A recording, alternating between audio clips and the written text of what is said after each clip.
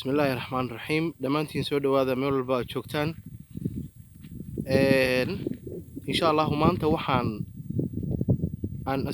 isku dayay inaan soo duubo oo aan clip ka soo qaado ayax aad u tiro badan oo magaalada Buuhoodle ee xarunta gobolka Cayn agtiisa meel u dhow I think 5 kilometer or 7 kilometer distance ayuu u jiraa. ayaxan faraha badan wuxuu ku soo fool leeyahay magaalada Buuhoodle waad aragtaan sida idin muuqata marka video baan ka soo duubay insha Allah waxaan isku dayi doonaa inaan arko meelaha uu ku badan yahay si aan idinku soo sawiro ayaxan tirada badan. Buuhoodle wuxuu u jiraa 10 kilometer I think 7 kilometer meelahaas ayuu u jiraa. waxaan isleeyahay Buuhoodle ayuu ku soo fool leeyahay ayaxan. I can't believe it wallahi billahi alaykum bilmahalkan soo soconayaday ayax aad u tiro badan ayaa Buuhoodle deegaankiisa lagu arkay. waa kaas ayaxii sida idin muuqata ayax aad u tiro badan weeye.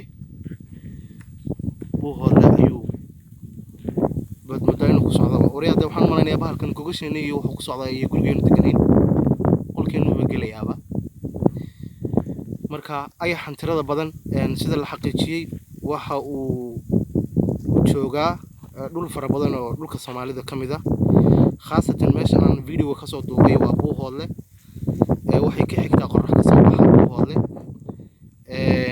هلك مجال ذا بيها لوجو سوداء ريجة وهي أي حن فيري سو سعوني بهالكن أي حنترة فرح بدن يا ميل والبنو وجوها كور سو يا عيب هالكاس. بسم الله الرحمن الرحيم. وريا أي حنبوه لوك صعدا والماينية ترى بدن عادي نساك يورمي يقول لامي مركز صعته برعية هرجيسية وحصد وجوري ملين ميست baabuurtii baa ku istaagtay laamigii oo dhan waxaad moodeen wada noqday wada subag buu noqday iyo dufan ayaxan u fiirso sida uu soconayo waka halka maraya smarti markaad ku soo dhawaato wuxuu gelayaa dhirta hoostooda waka ayax aad u tiro badan weeye waka u guurayaaba meel kastana wuu joogaa ayaxan meesha lugta istiraada dhig buu joogaa bahalkaas